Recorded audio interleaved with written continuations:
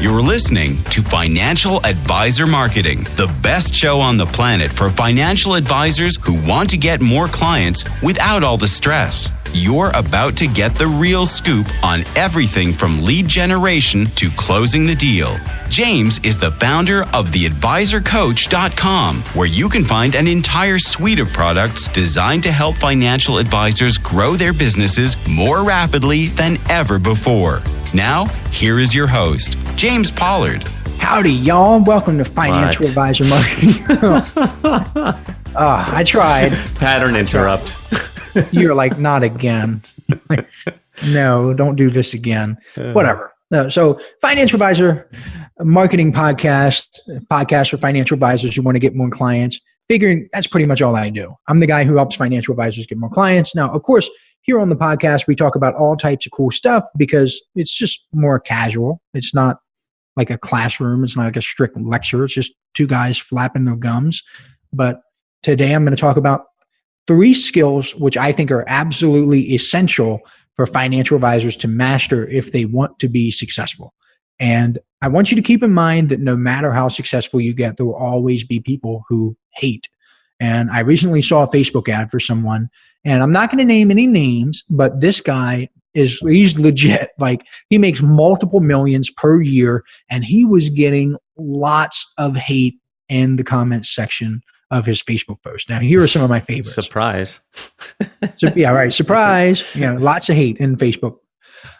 So here are some of the comments. I took a list here. So one of my favorites was, "Oh God, not another internet con." Yes. if you knew anything about the guy, and I'm not going to name the person, but if you knew anything about him, you would know that he is 100% legit. He actually helps people.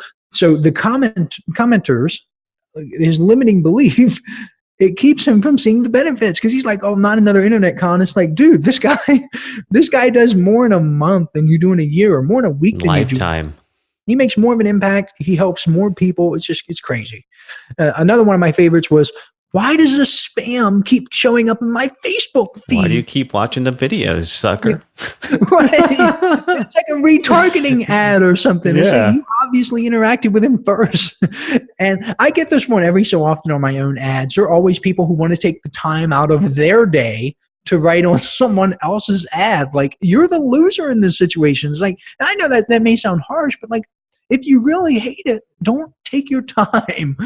Like, you are giving that person energy, and you're giving them more engagement. And Facebook's algorithm is going to be like, "Oh yeah, more engagement. You're going to get more." Right. And you're going to see more of that stuff because Facebook essentially thinks, "Oh, you engage with this. You must like it. Let me show you more." And I know it might bother some people to see the same ad again and again and again, but just click the little button at the upper right-hand corner that lets you stop seeing the ad. Problem solved. And I'm sure this guy isn't going to stop running his ads simply because 2 or 3 people were being whiny babies about it. And I have another one, which is, "Does anybody have any testimonials?"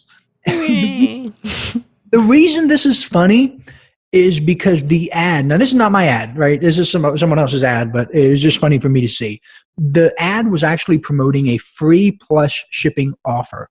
This guy is literally giving a book away. All you have to do is pay for shipping. And people want testimonials? Like, get freaking real. For a $7 product, $7. It was like $6.95. People are like, "Do you have any testimonials?" For $7. They don't believe in themselves. That's the part that's funny about it. Yeah, like, go to the guy's Facebook page, go to his website, YouTube the guy's name. Like, there's your testimonial.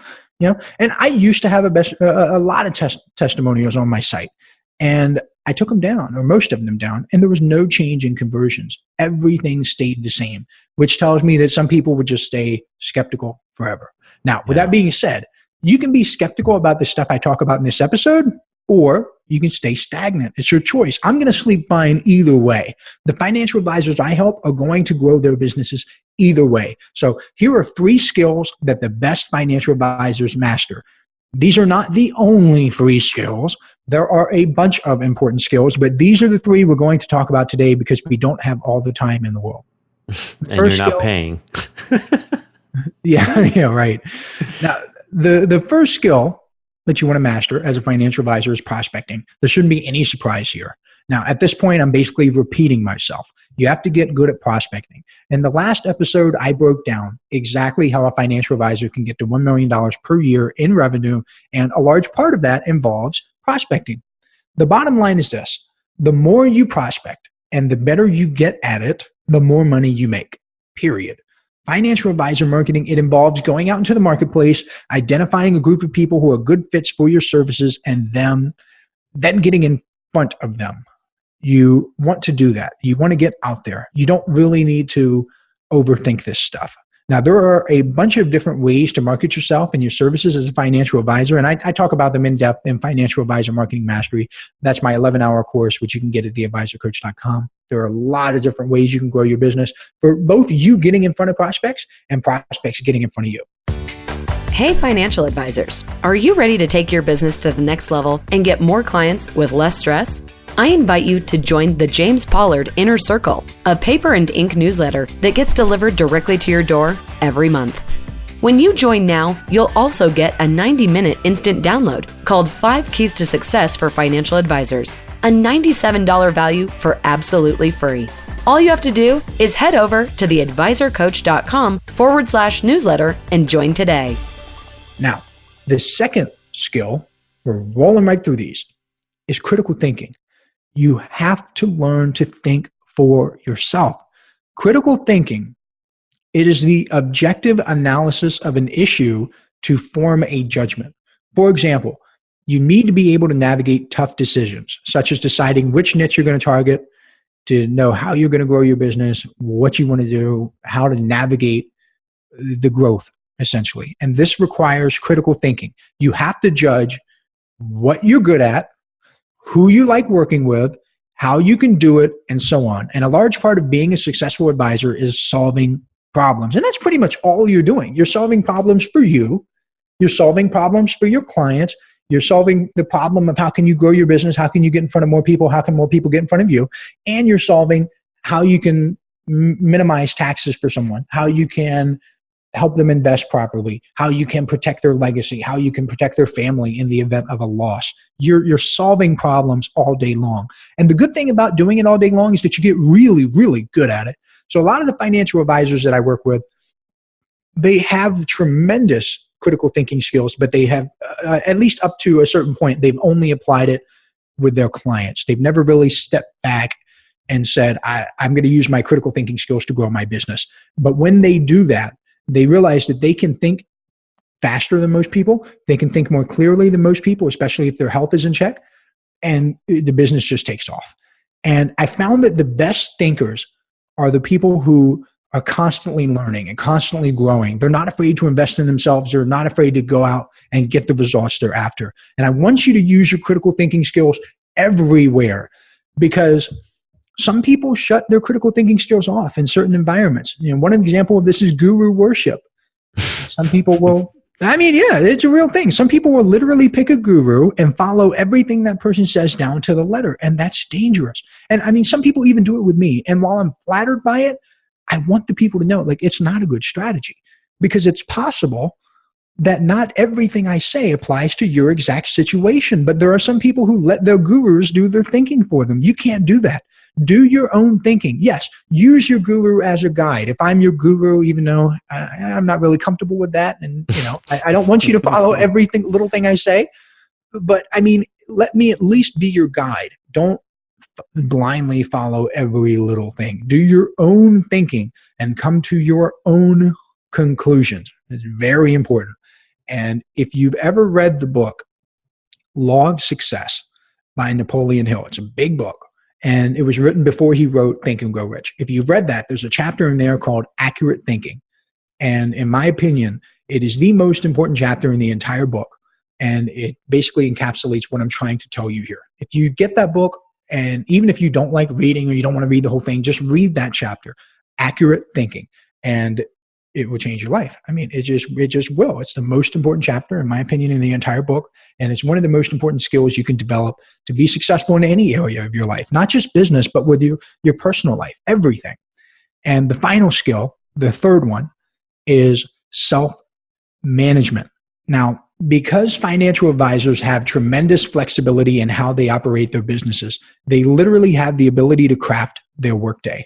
Now, unfortunately, this flexibility is both a blessing and a curse because some people can't handle it. You have to be able to put your own marketing campaigns together and develop your own prospecting plan. Now, of course, I can help you with a lot of that, and there are a bunch of other people out in the marketplace that can help you with that, but you still have to do this stuff yourself. And I'm of the opinion that you should never delegate marketing. And when it comes to the day-to-day inner workings of your business, you want to have complete control.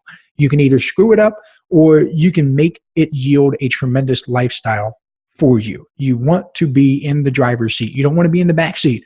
You want to control everything. It's good that you have this control. It's good that you're working on your business and that your decisions and your moves impact it directly. There's no middleman. You don't have to go through anything. You don't have to send it to a higher up who sends it to his higher up and then his higher up. You don't do that. You make the decisions. You're driving the truck. Your business goes where you steer the wheel. Now, there are some financial advisors who, and this is an example that I like to give, while they could work from home, they still lease offices somewhere because they know they won't be able to get any work done at home. That's kind of what you want to think about. Is there any area in your business where you can create a new environment or force yourself into a better place? When you lease an office, you're controlling your environment. You have the self-awareness, the self-management skill to say that I'm not going to get any work done at home. I'm going to be distracted. So I am going to use my foresight, use my critical thinking skills to lease an office because I will be more effective there. And some people would try to make things better at home. They would bang their head against the wall trying to change things. They would exhaust all of their willpower fighting against their lazy urges and the urges to become distracted. While the smart people just change their environment. They get out. And you have to know yourself. And you have to be honest. In my case, I can't have any noise in the background when I'm working. And about a year ago, I thought that I would put audiobooks on in the background while I was working so I could absorb some of the knowledge. It was just dumb. Multitasking, eh? Multitasking didn't work for me. I mean, I either listened to the audiobook or I didn't. And I talked about this a couple episodes ago where people go in and out and they don't get all of that. I know that because I've done it. Our brains are literally wired to focus on one thing at a time. When you drill down onto that one thing and you find it and you know what you want to focus on in the moment, do nothing but that. Learn how to manage yourself to get effective results. So those are the 3 skills that the best financial advisors master, and there's no shortcut for these. They are prospecting, critical thinking, and self-management. There it is. So what do you have coming up for us next time? This was a little bit of a short episode. Yeah, it is a short episode, but it's an important episode. Don't judge it by its length, Jonathan. Size doesn't matter. You tell all the matter girls. what your ex-girlfriend told you. The next episode is going to be called My Number One Secret for Getting More Clients. And I wanted to do this episode because I'm always getting asked to give like an elevator pitch or something on how to get clients. So in the next episode, I'm revealing my absolute favorite client getting method of all time. Wow. The number 1, folks. That means you better come back next time. That is a wrap for another Financial Advisor Marketing. Thank you for tuning in. We'll be back next week. This is the podcastfactory.com.